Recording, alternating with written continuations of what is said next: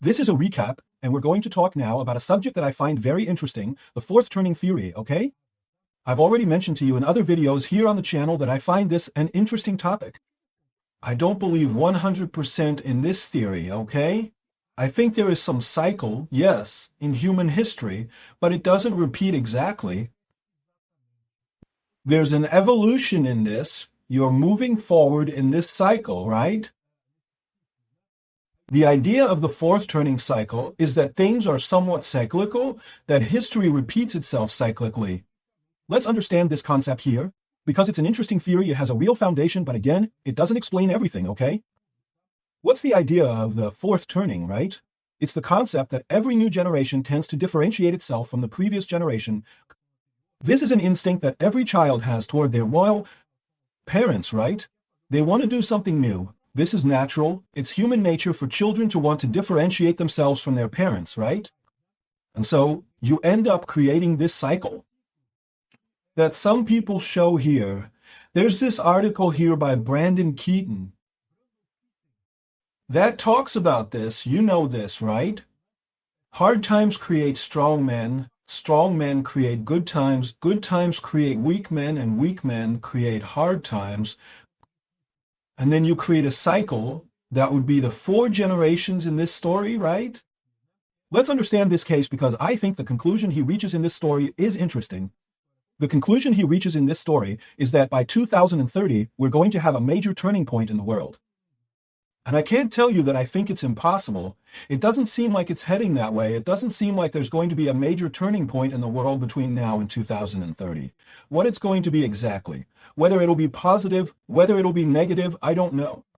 But it's going to be a major turning point without a doubt, okay?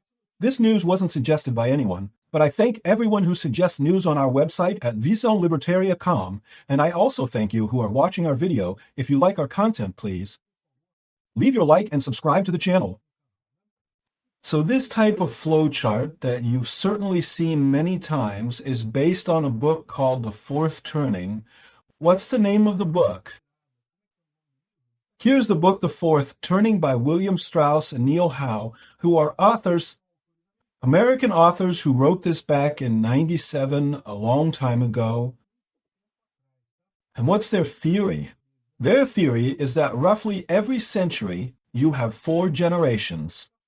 Generations last around 20 to 25 years, so it's a bit less than a century, but every century or so, you have 4 generations. And these 4 generations follow a well-defined pattern, so the cycle restarts. You have a major crisis, and it starts with the American Revolution when the United States became independent from England, and then you had 4 generations. Then you had another crisis, which was the American Civil War, when the Confederates broke away from the Union, and it resulted in a great war in the United States, but the situation was resolved. And then there were 4 more generations, and then you had World War II. World War II was also a very tragic moment in everyone's lives. And after World War II, you have exactly 4 generations, and that's roughly where we are now.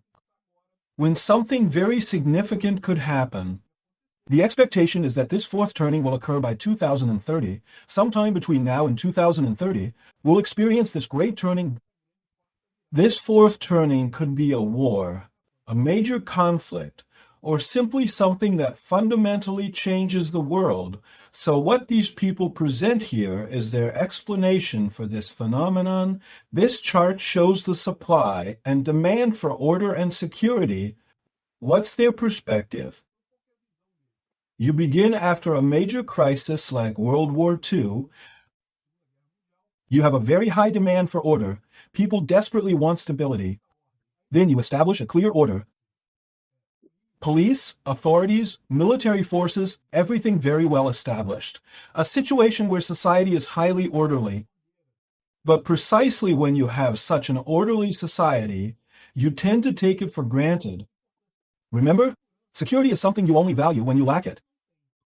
Once you have security, it becomes invisible. You don't notice it, right? Someone living in a very safe city doesn't worry about security because they don't need to. You are in a safe place. It's the kind of thing you miss when you lose it. When you have it, you don't value it. So, what happens when you have low demand for social order? Does this cause the demand for social order, the demand for structure, to fall? And then you have a moment they call the 4 generations. It's always groups of 4 generations. In the first generation after a crisis, you have high demand for order and a large supply of order. You have structures that ensure order in that society. When you have a lot of order, you don't feel the need for it, so you start to decrease the demand for order. And then you have a moment they call awakening, where you realize you're spending too much on order, too much money on the whole order business, on ensuring security when I don't need it because I feel safe. I don't need all this security. So this is the moment he calls the awakening. Awakening, right? And then what happens? You start to have an actual reduction in order functions. You reduce the security that you feel as a society. When you reach the 3rd generation, you have a situation where you don't have much demand for security or much security itself, but everything is more or less continuing by inertia. So you start to see what he talks about, which would be the 80s and 90s in New York. When you had a lot of violence and such in the United States, continuing until now more or less, but you didn't have much demand for order. Nobody sought much order. Society didn't want much order. So what happens? At this point, when you start to have a small demand for order and also little order, people start emerging who exploit this to make money, to get richer. So they begin to exploit the system, and then what happens? This situation here is the situation that Brazil experiences perpetually. That's why I say this chart doesn't work very well. Brazil is perpetually stuck in this 3rd generation. But in the United States and Europe, in England and other places, what happens? There's an increase in demand for security, right? Where people want something more structured. And then what happens in the 4th generation? You have a crisis, a very major crisis that causes the supply of security to increase, right? This chart, which was missing at the end, should go up, right? To be equivalent to this here, when the chart begins, falls. Here at the end, the chart would rise to become equivalent. But the truth is that in the end, you have, because of this crisis, an increase in the supply of security, and many people confuse security with the state because it's the state doing policing and such, but this isn't necessary. You have private security mechanisms. You have other ways to achieve security in society. The problem is that there's this demand for more security, but there's a lack of security in practice. This aligns very much with what we experience here in Brazil. You have a very high demand for security. Why do many people want more right-wing politics here in Brazil? Why do civic military schools have such high demand? Exactly because people want something more ordered, more traditional, more standardized, to have that guarantee of security and such that they feel they don't have. Usually this creates a crisis that will lead to an increase in this guarantee, and then it will decrease because nobody values security when they have it. You only value security when you don't have it. So he explains this concept here. This article was written in 2020. Then it discusses the 4 generations. There's a bunch of stuff that I think is nonsense. Here it is, look. The baby boomers would be the prophets who have very strong principles but are narcissistic. Generation X, which is my generation, would be the practical people but without feelings. Millennials would be very competent people, but they don't worry much about things. Generation Z are people who worry a lot about things, but don't have much decision-making ability. Of course, Generation Z would lead to the next generation, which would be the new prophets, perhaps Generation Alpha or Beta, which would be... In other words, this cycle keeps perpetuating itself. According to this theory by Strauss and Howe. So, he argues here that history actually revolves around these generations. And one interesting thing he mentions is precisely when he gets to analyzing what's happening in our generation now. What's happening at this moment, the crisis we are living through. So, here is the morphology of the crisis. Remember, he wrote this in 2020, okay? The catalyst, there's always an event that serves as the catalyst for the crisis, the event that triggers the entire crisis.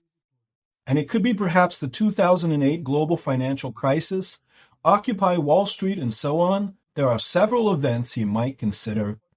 Remember, he's talking about the United States, okay? But obviously the whole world ends up getting involved in this. That's another problem I see with his theory.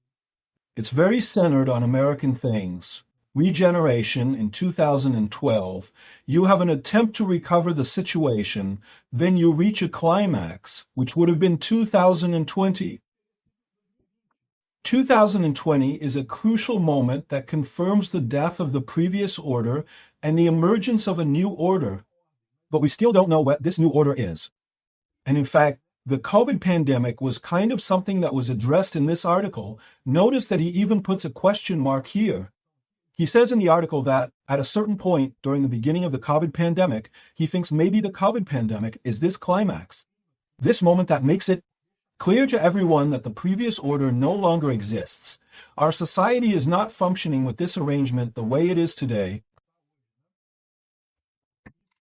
And then you have a resolution. The resolution would be the moment when you have a complete crisis and everything falls apart.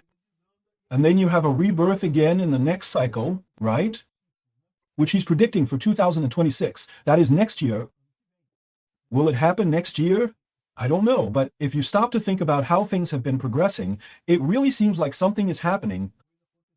Things are moving. Everyone is going all in on everything. At some point, something very big will happen, right? Then he talks about the various crises that occurred in the last 500 years. He shows that chart we already discussed here about the demand and supply of order and such. Anyway, he goes into many things here, but what I find interesting in this discussion is that in the end, he recognizes that one of the problems we have is the money issue. And he recommends that perhaps we don't know what the next cycle will be. The cycle prior to World War II, the main trading currency was the British pound sterling from England, and then it changed to the dollar. So what would be ending now is the dollar cycle, and no one knows what would come after. I'm sure that Lula thinks it will be the BRICS currency. It won't be the BRICS currency. India or China thinks it will be the renminbi, which is China's currency. It also won't be the renminbi, because China doesn't have the capacity to maintain its currency as a reserve currency, precisely because it's a dictatorship.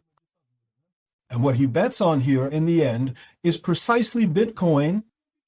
He thinks that, look, Bitcoin is what will bring the big change. He states here, how do you protect yourself during this fourth turning? Protect your money with Bitcoin. Maintain self-custody of Bitcoin, minimize debts, don't carry debt, live below your means, that is, earn more than you. Need to live, have multiple income sources because if one fails, you have another. Have a second passport. Don't be cancelable.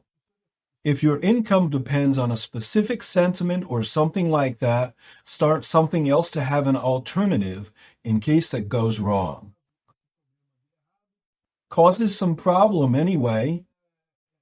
Don't worry too much about current politics. This politics thing doesn't lead anywhere. What he says here is basically a libertarian manifesto. An anarcho-capitalist manifesto. What he's talking about here is exactly, well, I don't know if he's right about that. I find this theory fascinating, but I'm not so sure if it really applies here in Brazil. For example, what would the 4 cycles be here in Brazil? The 4 generations here in Brazil? Go back 4 generations. What happened? There was the Getulio Vargas crisis. That's it, basically Getulio Vargas's dictatorship.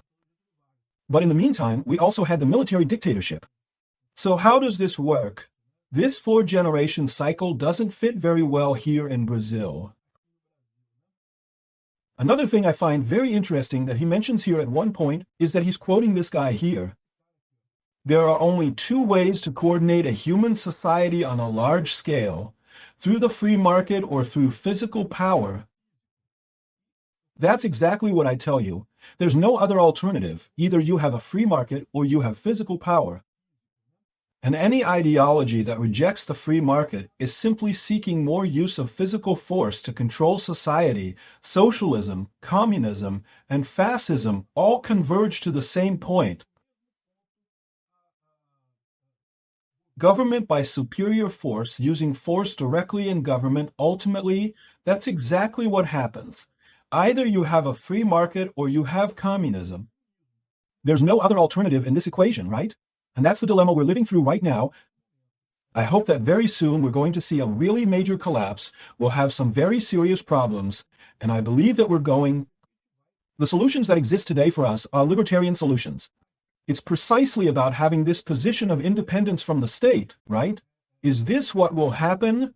I don't know, but I'm betting that it will. Thank you for watching the video to the end. Besides liking, sharing, and subscribing to the channel, consider becoming a sponsor with amounts starting at $1.99. Click the Become a Member button below to learn about the conditions and benefits of sponsoring the channel. For more information about our project, visit our websites shown on screen.